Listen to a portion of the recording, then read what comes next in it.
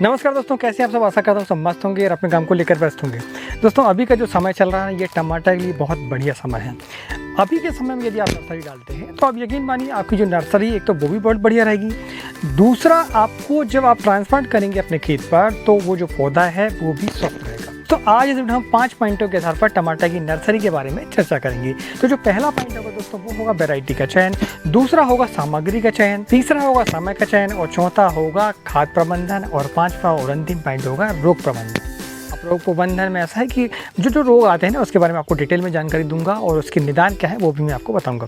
दोस्तों वीडियो को अंत तक जरूर देखें। वीडियो के अंत में होगी विशेष बात और विशेष बात में खास सावधानियां बताऊंगा कि नर्सरी हम जब करते हैं तो हमें कौन कौन सी सावधानियां बरतनी पड़ती है, पानी किस समय देना चाहिए और बाकी भी चीज़ें हैं मैं वीडियो के अंत में बताऊंगा। तो चलिए दोस्तों वीडियो की शुरुआत करते हैं। मैं हूँ राकेश साहू, आप देख रहे हैं एग्रो जीवन बातें किसान की।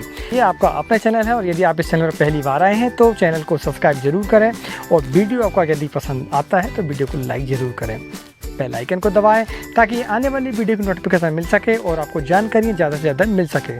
दोस्तों मैं समय समय पर आपको जो है जानकारियाँ देते रहता हूँ, जो समय रहता है उसी हिसाब पर आपको जानकारी देता हूँ। जो बेस्ट समय है जैसे अभी का जो बेस्ट समय है नर्सरी के लिए तो मैं आपको ये नर्सरी का वीडियो आपको दे रहा हूँ। दोस्तों इसके पहले हमने बैगन की नर्सरी कैसे डालें उसके बारे में वीडियो बना चुका है, आप चाहें तो आई बटन पर जाकर उसको देख सकते हैं। दोस्तों यदि आपको खीरे की फसल के संबंध में जानकारी चाहिए हो तो भी आप जो आई बटन पर जाकर उसको देख सकते हैं, हमने उस पर काफ़ी डिटेल पर चर्चा की हुई है। सबसे पहला जो पॉइंट आता है वो आता है वैरायटी का चयन। किसी भी फसल को काश्त करने से पहले आपको ये समझना पड़ेगा कि आपको कौन सी वैरायटी लगानी है। अब वैरायटी का चयन कैसे करें? वैरायटी के चयन करने के लिए हमने विशेष एक वीडियो बना चुका है, आप चाहें तो आई बटन पर जाके उसको देख सकते हैं। मैं आपको कुछ शॉर्ट रूप में आपको बता देता हूं कि हमें क्या क्या देखना पड़ता है। सबसे पहली बात तो आती है कि आपके एरिया पर डिमांड कौन सी है। यदि आप टमाटर लगा रहे हैं तो टमाटर पर आपको देखना होगा कि आपके मार्केट पर किस सेगमेंट की डिमांड है। जैसे हम देसी सेगमेंट होता है हमारा, एक कैप्सूल साइज होता है, तो ठीक है। यदि आप बड़े शहरों के किनारे रहते हैं तो आप देखेंगे कि आपको जो हाइब्रिड टमाटर हम जैसे बोलते हैं जो कैप्सूल साइज में होता है, अंडे आकार का होता है, वो टमाटर भी आप लगा सकते हैं। और यदि आप छोटे शहरों के किनारे यदि रहते हैं तो वहाँ पर जो है आपको देसी सेगमेंट यानी कि जो हल्का खट्टा और मीठे स्वाद वाला जो होता है वो टमाटर आपको लिए बेस्ट रहेगा। एक तो ये बात हुई। दूसरी बात ये कि आपको देखना पड़ेगा कि जो वैरायटी आप लगाने वाले हैं वो वैरायटी का जो है रोग प्रतिरोधक क्षमता कितनी है। ठीक है, टमाटर में जो वायरस आता है उसके प्रति रोग प्रतिरोधक क्षमता है कि नहीं आपकी वैरायटी पर, वो आपको देखना पड़ेगा। दूसरा जो अर्ली ब्लाइट है, लेट ब्लाइट है, उसके लिए आपके जो पौधा है आपका वो कितना सहनशील है, इसके लिए भी आपको जो है जानकारी उठानी पड़ेगी कि आप जो वैरायटी लगा रहे हैं उसके लिए वो कैपेबल है क्या नहीं है। तीसरी बात आपको देखनी पड़ेगी आपके एरिया के हिसाब से कौन सा सीड आपके लिए रिकमेंडेड है। हर सीड जो है, हर वैरायटियाँ हर एरिया हर राज्य के लिए जो है सही नहीं होती है। ठीक है, तो आप जब भी वैरायटी का चयन करें तो जो पैकेट होता है हमारा सीड का उसके पीछे लिखा हुआ होता है कि वो किस सीजन के लिए है और किस राज्य के लिए है। तो ये बातें आपको ध्यान रखनी पड़ेगी जब भी आप सीड का चयन करते हैं, वैरायटी का चयन करते हैं। तो दोस्तों ये हुआ हमारा पहला पॉइंट। दूसरा पॉइंट है दोस्तों हमारा सामग्री।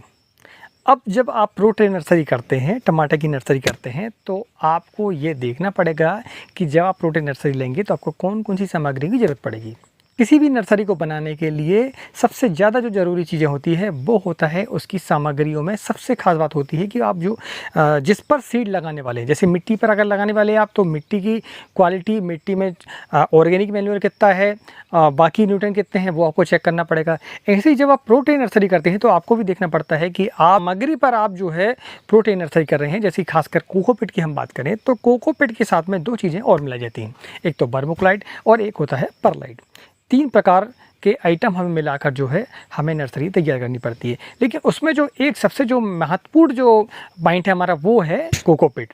यदि आपके पास सिर्फ कोकोपीट भी है तो आप नर्सरी ले सकते हैं, लेकिन उसके साथ में आपको क्या करना पड़ेगा, उसके साथ में आपको ऑर्गेनिक मैन्युअल लेना पड़ेगा। यदि मैं बात करूं तो मेरी तो मल्टीप्लेक्स कंपनी की एक अन्नपूर्णा के नाम से खाद आती है, ऑर्गेनिक खाद, उसका मैं इस्तेमाल करता हूं। तो आप चाहें तो उसका इस्तेमाल भी कर सकते हैं। तो आप कोई भी किसी भी कंपनी का ले सकते हैं, ज़रूरी नहीं कि आप मल्टीप्लेक्स कंपनी का ही लें, क्योंकि मैं कोई किसी कंपनी का प्रचार नहीं कर रहा हूँ यहाँ पर। आपको खाद ऑर्गेनिक समझ में आए उसका उपयोग आप कर सकते हैं। दूसरा, ये सारी चीज़ों की झंझट में नहीं पड़ना चाहते तो आप केंचुआ खाद ले सकते हैं। सड़ी हुई गोबर की खाद का भी इस्तेमाल आप कर सकते हैं। आप अपने हिसाब से उसका चयन करें। कि इसके बाद जो सबसे मुख्य सामग्री होती है वो होती है tray, pro tray. Pro tray जो है आपको, जिस पर आपको पौधा लगाना है, उसको आपको ख़रीदना पड़ेगा। वो आप ऑनलाइन भी ले सकते हैं और ऑफलाइन भी आजकल मिल जाती है, कोई बड़ी बात नहीं है इसमें। और रेट जो है इसके लगभग 10 से 12 रुपये आपको मिल जाएगा। इसमें जो पौधे लगते हैं, पौधों की संख्या वो 104 से लेके 150 तक वाली आप लें। ज़्यादा इसमें छोटे खाने वाली भी ना लें और ज़्यादा बड़े खाने वाली भी नहीं लेना है आपको। इसके बाद जो नर्सरी आप जहाँ पर रखेंगे तो उसके लिए आपको एक तो इंसेक्ट नेट की ज़रूरत पड़ेगी, क्योंकि जो बाहर के इंसेक्ट हैं वो नर्सरी को हमारी डैमेज ना करें, नुकसान ना पहुंचाएं। इसके लिए आपको जो है इंसेक्ट नेट का इस्तेमाल करना पड़ेगा, जो कि 40 मीटर का होता है। बारिश के पर जो बारिश का पानी है वो हमारी नर्सरी को जो है नुकसान पहुँचाता है। अब वो कैसे नुकसान पहुँचाता है, क्योंकि पौधा हमारा छोटा होता है, जब उस पर तेज़ बारिश होती है तो पौधा हमारा टेढ़ा हो जाता है या कुछ पौधे टूट भी जाते हैं। तो इसलिए आपको जो है ऊपर से प्लास्टिक, जब आपकी बारिश ज़्यादा हो उस समय पर ढकने के लिए आपको पॉलीथीन चाहिए। हम जहाँ पर खड़े हैं ये एक मिनी पॉली हाउस है। ये हमारा 18 बाई 50 का मिनी पॉली हाउस हमने बनाया हुआ है। आप चाहें तो बना सकते हैं। ये कैसे बनाते हैं, इस पर खर्च कितना आता है, इसके लिए हमने एक ऑलरेडी वीडियो बना चुका है, एक नहीं 2 वीडियो हमने बना चुके हैं। तो आप चाहें तो आई बटन पर जाकर उसको देख सकते हैं। चैनल पर इसके लिए विस्तृत जानकारी उपलब्ध है कि उसका तापमान कैसे घटाएं, उसके तापमान को नियंत्रण कैसे करें, ये सारी जानकारियाँ आपको पहले से ही मिल जाएंगी चैनल पर। आप चाहें तो उस पर जाकर देख सकते हैं। तीसरा पॉइंट है दोस्तों हमारे समय। टमाटर की नर्सरी को तैयार करने में लगभग 20 से लेके 25 दिन का समय आपको लगता है। ठीक है, जर्मिनेशन जो है इसका वो लगभग 6 दिनों पे स्टार्ट हो जाता है। अब समय की बात करें तो टमाटर की नर्सरी का जो बेस्ट समय है हमारे मध्य प्रदेश पर, जो बेस्ट समय है वो है जुलाई के लास्ट सप्ताह है। ठीक है, हम जैसे अभी जो है हमने टमाटर की नर्सरी आपके पीछे देख पा रहे हैं हमारी, वो हमने डाल चुका है। तो ये जो समय चल रहा है, यानी कि आप देखते हैं कि जुलाई के महीने में यदि आप नर्सरी को तैयार करते हैं तो आपकी जो नर्सरी है वो आप 1 अगस्त से लेके 15 अगस्त के बीच में यदि कास्ट करते हैं तो आप यकीन मानिए आपका जो पौधा है अर्ली ब्लाइट और लेट बर्ड से काफ़ी हद तक सुरक्षित रहता है। चौथा पॉइंट है दोस्तों खाद प्रबंधन। खाद प्रबंधन में आप जब नर्सरी तैयार करने के लिए कोकोपीट को तैयार करते हैं तो उस समय आप ऑर्गेनिक खाद, यदि केंचुआ खाद है और भी दूसरी ऑर्गेनिक खाद मार्केट में मिलती हैं, उसका इस्तेमाल यदि करते हैं तो आपको जो है बाद में खाद डालने की आवश्यकता नहीं पड़ती। यदि आपको ऐसा लगता है कि आपकी नर्सरी बढ़वार नहीं ले रही है तो आप क्या करें कि थोड़ा सा पौधा आपका जब कड़ा हो जाए 10 से 12 दिन आपको लग सकते हैं, यानी कि 2 पत्ती के बाद जो पत्तियाँ निकलती हैं हमारी, उसके बाद आप जो है 19-19 की जो मात्रा है वो स्प्रे पर ले सकते हैं। लेने तो उसको चाहिए हमें कहाँ, ड्रेंचिंग के माध्यम से, यानी कोकोपीट पर डालना चाहिए, लेकिन उतना जो है बारीकी से आप कर नहीं पाएंगे। इसलिए हम क्या करते हैं कि उसका स्प्रे लेते हैं और स्प्रे लेने के बाद उसमें पानी का स्प्रे फिर से ऊपर से सादे पानी का कर देते हैं। तो जो हमारी 19-19 जो हम खाद डालते हैं तो वो सीधा कोकोपीट पर बैठ जाती है। दूसरा, इसमें हम कैल्शियम नाइट्रेट का इस्तेमाल कर सकते हैं। यदि आपकी बढ़वार फिर भी नहीं हो रही 19-19 के बाद भी, तो आप उसमें कैल्शियम नाइट्रेट की जो मात्रा है वो 50 ग्राम प्रति पंप के हिसाब से 15 लीटर पानी पर ले सकते हैं, पौधों की उम्र के हिसाब से। ठीक है, पौधा आपका छोटा होगा तो आप उसमें 30 ग्राम भी ले सकते हैं, जब पौधा आपका बड़ा हो जाए तो उसको 50 ग्राम भी ले सकते हैं। वहीं 19-19 की बात करें हम तो 19-19 भी आपको जो है, पहले जब पौधा आपका छोटा होगा तो आपको 30 ग्राम लेना पड़ेगा पर पंप के हिसाब से, और वहीं जब पौधा आपका बड़ा हो जाएगा तो फिर आप 50 ग्राम पर पंप के हिसाब से भी ले सकते हैं। तो इस प्रकार से आप खाद प्रबंधन उसमें कर सकते हैं। 5वां और आखिरी पॉइंट है दोस्तों, वो है हमारा रोग प्रबंधन।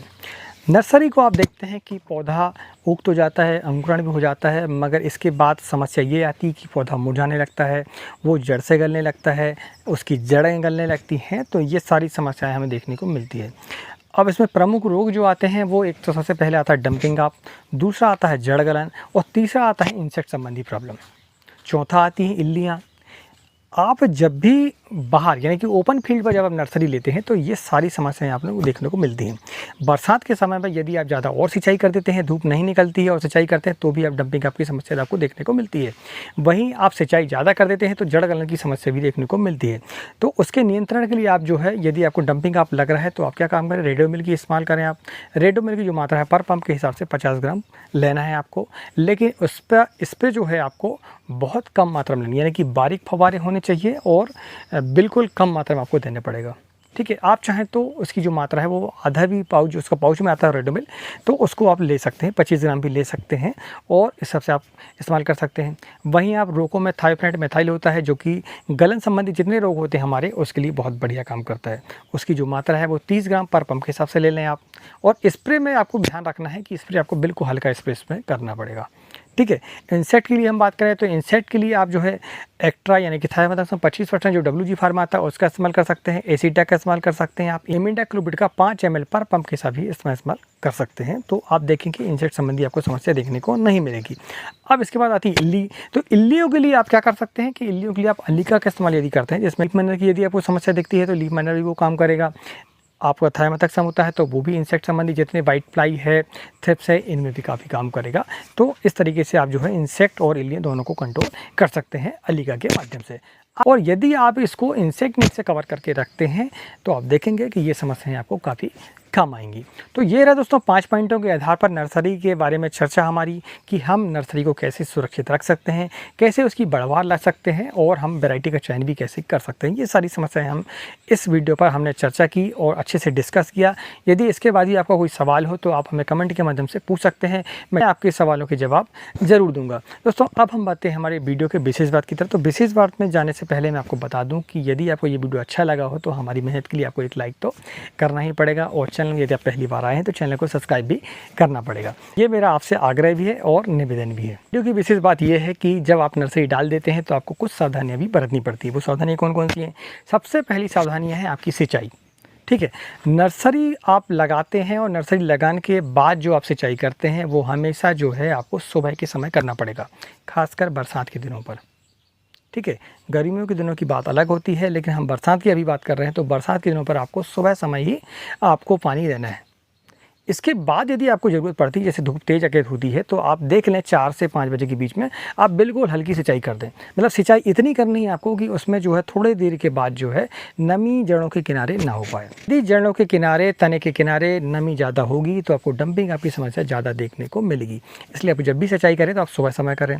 दूसरी सावधानी ये है कि आप जब भी खाद का इस्तेमाल करें, ठीक है, जैसे 19 यूनिट का इस्तेमाल किया आपने स्प्रे के रूप में, आपने कैल्शियम नाइट्रेट का इस्तेमाल किया तो आप उसके बाद फ्रेश पानी पत्तियों पर चला दें, तो उससे जो बर्निंग की समस्या है वो आपको नहीं आएगी। सावधानी दोस्तों ये है कि जब आपकी नर्सरी तैयार हो जाए और आपको ऐसा लग रहा है कि हम 4 दिन के बाद या फिर 2 दिन के बाद जो है नर्सरी को ट्रांसपोर्ट करने वाले हैं, तो उसके पहले आपको 2 दिन पहले आपको स्प्रे लेना पड़ेगा किसी भी इंसेक्टिसाइड का और फंगीसाइड का।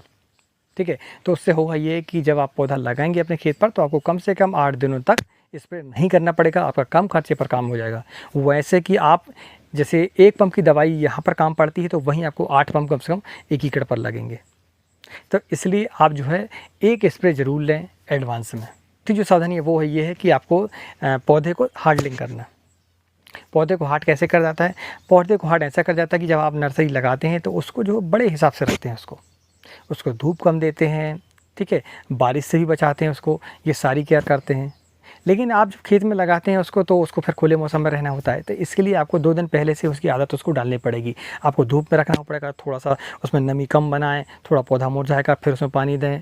इस तरीके से आपको उसको हार्डलिंग में करना पड़ेगा। यदि आपने जो ग्रीन नेट, शेड नेट या फिर पॉली हाउस के अंदर यदि नर्सरी आपने बनाई हुई है तो फिर उसको आपको 2 दिन के लिए बाहर लेना पड़ेगा और बाहर के लेने के बाद फिर आप उसमें खेत पर जो है ट्रांसपोर्ट आप कर सकते हैं। तो आपका जो पौधा है वो मुरझाएगा नहीं, स्ट्रेस में नहीं आएगा। 5वीं और आखिरी और मुख्य जो सावधानी है वो ये है कि आपको जब छांव करनी होती है, यानी धूप जो तेज़ होती है तो आप सोचते हैं कि उसमें हम पौधे को छांव दे दें, तो उसके लिए आप अधिकतर जो किसान भाई हमारे ग्रीन नेट का इस्तेमाल करते हैं 50% वाले को। लेकिन यदि आप मेरी बात मानते हैं तो आपको ग्रीन नेट का इस्तेमाल नहीं करना है, आपको वाइट नेट का इस्तेमाल करना है, क्योंकि पौधे को जो है धूप बहुत ही आवश्यक है। पौधे के लिए धूप जो है इतनी आवश्यक है कि जितना उनको पानी, तो पानी तो बरसात से मिल जाता है उनको, लेकिन धूप जो है उसको नहीं मिल पाती, क्योंकि हमेशा जो है क्लाउडी मौसम हमारा बना रहता है, बादल छाए रहते हैं, वैसे भी धूप कम लगती है। वैसे ही आप और उसमें ग्रीन नेट डाल देते हैं ना तो पौधे को धूप वैसे भी कम मिलती है। फिर आप बोलते हैं कि डंपिंग आ पा रही है, पौधा आपका बढ़वार नहीं ले रहा है, कलर नहीं आ रहा है, पीलापन आ रहा है, तो ये सारी समस्या आपको देखने मिलेगी। इसलिए आप वाइट नेट का इस्तेमाल इसमें कर सकते हैं। दोस्तों ये वीडियो आपको कैसा लगा प्लीज़ कमेंट करके बताएं। आज की वीडियो में इतना ही, मिलते हैं अगली वीडियो में, तब तक के लिए नमस्कार। जय हिंद, जय किसान, जय जवान।